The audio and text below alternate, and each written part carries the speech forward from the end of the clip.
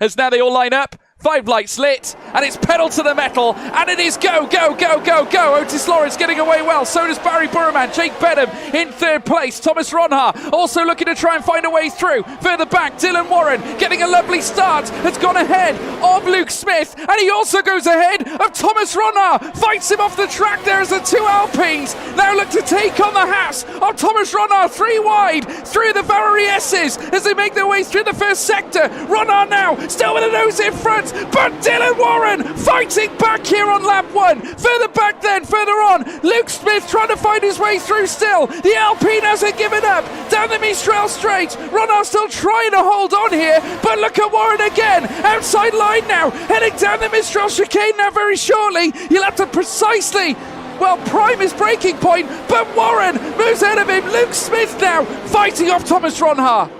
Oh, Luke Smith is sideways coming through the corner as well as Ronha continues to lose places. Luke Smith with a fabulous move on the outside line, but now they go side by side with the fast right-hander. They're still neck and neck. Smith has to back out of it and give Ronha the space, and he slots into P5. An absolutely chaotic start, but he's not giving up. He's back down the inside again of Ronha, but Ronha will have the run on the outside to just stay up. Switches back to the inside again. This is a fabulous fight between Luke Smith and Thomas Ronha as they come round to the last 2 corners now. Ronha has a tiny bit more space again to work with here. Smith is still trying to come around his outside. He's found a bit of room there into the last corner. Still side by side again. Onto the power they go. Ronha runs out wide, heading down towards the first corner again. You can't keep your eyes on it. And down towards the first corner, Luke Smith goes clear, and Ronha has to give up and fall into P6.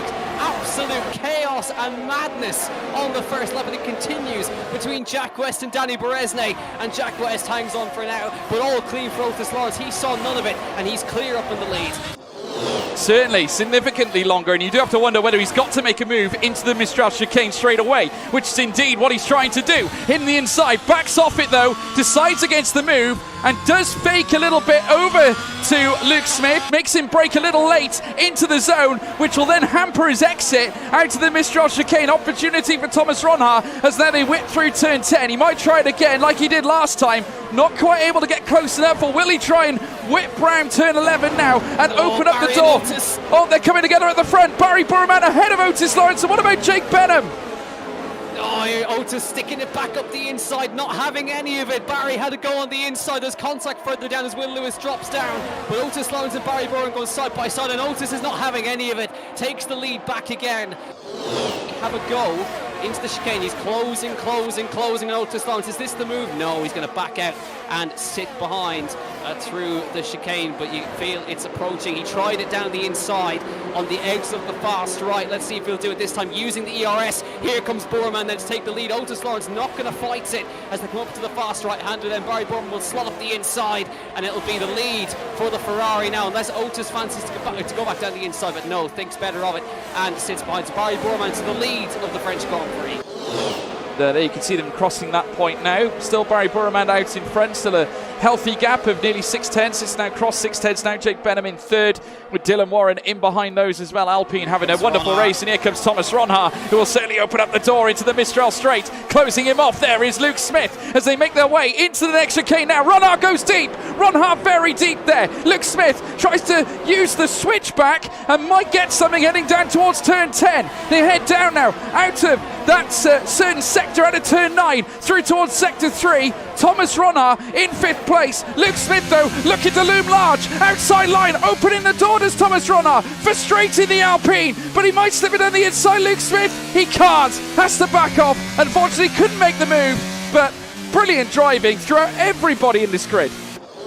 Again, he might be in trouble here because Wilson Hughes, I think, fancies a go past him here, and I think he's going to go for it. Here comes Wilson Hughes then in the McLaren, fancies a go on the Alpine. He's flashing, he'll see that, tries to go to the outside line here, but again, Luke Smith's going to go very deep on the brakes on the exit, and that will compromise his exit on the way through on the chicane. Now he won't have the ERS to defend with here. Wilson will be told he can attack. He'll go to the outside line of the fast right-hander. This is going to be brave stuff from Wilson Hughes, and he gets himself brilliant into P6. Well judged, well executed, and Luke Smith just doesn't have the answer without the ERS. Ronar boxing then, and it's a double stack at Haas by the looks of it. Fassi's going to get caught here behind Ronar, and just keeping an eye on Wilson Hughes, just slots out in front. Luke Smith got a 5-second penalty for speeding in the pit lane coming through there. That'll affect him, obviously, which is unfortunate, but Ronar Barry there, had a problem. see, and it may have looked like, has Barry had a problem? He has. Barry has had an issue. I think he's run wide, and Benham's got through, and Otis Lawrence got through it. He might have run wide through the first sector. To Thomas Ronar. Dylan Warren did manage to still come out in front of Ronar with that overcuts, so that did work out for Warren there.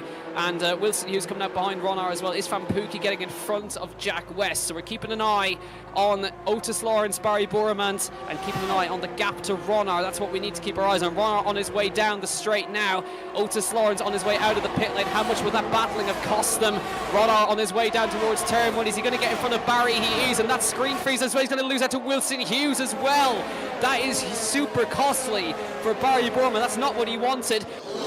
Here at Le Castellet, the fireworks are kicking off now as going defensive Otis Lawrence. Here comes Dylan Warren now outside line, looking to take the net race lead here at France. Inside line on the outset of the Mistral chicane. They come side by side still. Enter now Thomas Ronha, who looks to try and usurp the pair of them. Coming down towards turn 10, Otis Lawrence, excellence in defence, manages to hold on to the lead. Dylan Warren, he's going to resume the fight now as they make their way through the next right at turn 11. In they come now, inside line for Warren, outside line for Otis Lawrence. Sensational battling, a dramatic battle. Here comes Thomas Ronha as well. The best three-way scrap you're ever going to see in the world of league racing. He won't have the tire temperature, so Barry now on the attack on Benham. On the inside, he's going to run out of room. Surely finds the space on the inside, and Benham sweeps around side by side again. Contact through the middle of the corner. Barry sticks it down the inside. Benham's still there on the outside, but they're losing time to the cars in front again. Boorman is going to run over. Here comes Isfan Pookie out of nowhere. Isfan comes around the outside, but there's no way through for all of them. They're scrapping like hell, and Benham has come out on top in that one just about, but Isfan Pookie might get in front of all of them. They're three wide as they come down towards the next corner. Jack West is there too. Pookie goes side by side through the middle of the corner, and somehow he comes out in 8th place. Yeah, but it's not over yet though. They're all coming together. Jack West now looking to try and find a way through. Further back, Barry Burman fighting back as well. There's a massive 5-car ensemble heading through turn 10 now. Look at this, side by side still. Barry Burman and Jack West nose to tail. Two Ferrari engine constructors as they peel through turn 11, turn 12 next as well. A switch back from Barry Burman as he looks to defend the inside. Also trying to fight off the advances from Jake Benham, which he can, and Jake Benham as a result stuck behind Jack West. What an onslaught here in lap 18. The penalty as well, of course, and Beresne fancies a bit as well. Yeah, they certainly do, but Thomas Ronha also trying to take Dylan Warren here for a podium place. Dylan Warren still holding on to third on track. Philip Presley still yet to box. Oh, Thomas Ronha, absolutely sensational. Dylan Warren getting bent out of shape, heading out of turn 12 into turn 13. Thomas Ronha now up into net P2, but here comes Dylan Warren. Oh, he's given the position. He's given the position. Fair enough. Brilliant show of classmanship there. Brilliant.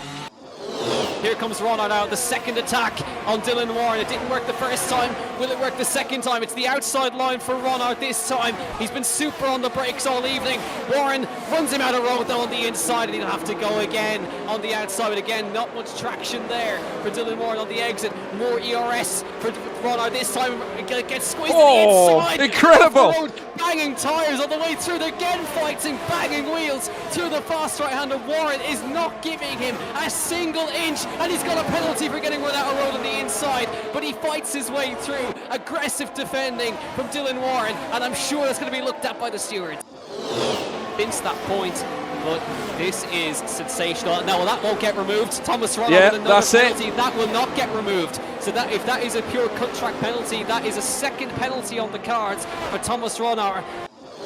Then obviously that will get removed, but we'll have to keep our eyes on that as Dylan Warren. This is going to get spicy. He's coming back at him on the inside, and Dylan Warren goes back through on Thomas Ronnar, and again they go side by side on the exit, and that's going to give Otis Lawrence even more space. But now Wilson Hughes fancies his chances. This could be the move to seal P2. Wilson Hughes up the inside, double overtake on the inside of the Brilliant. fast right-hander. Wilson Hughes has pulled off a sensational move on the two cars in front of him, and Ronar now is still fighting with Warren. He's going to try to get by Wilson Hughes, but Wilson Hughes again leaves him space on the inside. Ronar back up the inside, leaves Hughes the space on the outside to work with, but he has the room, he has the space. That is an incredible move from the Scotsman. Move of the race there from Wilson Hughes as now he finishes his penultimate lap here at this point. Oh, Dylan Warren with an almighty send through the final corner. They wreck the DRS boards side by side now between Ronhar and Dylan Warren as they head down through towards turn 1. Wilson Hughes after that gargantuan effort in towards turn 10. Side by side between the Alpine and the Haas. Dylan Warren fighting back. 3-second time penalty going to Dylan Warren as well.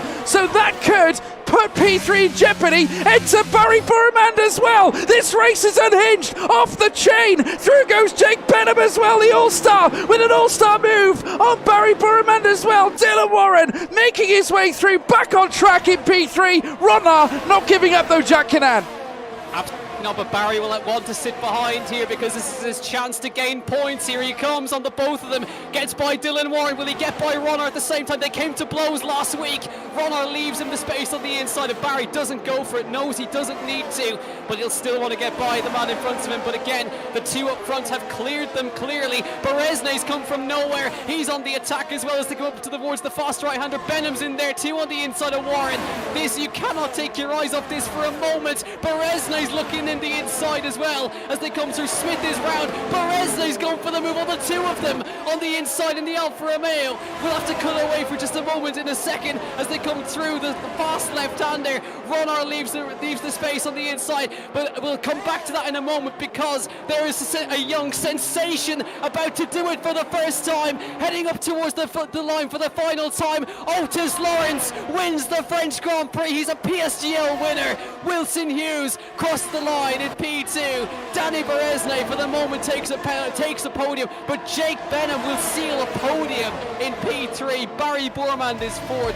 This broadcast was brought to you by GT Omega, proudly supporting PSGL.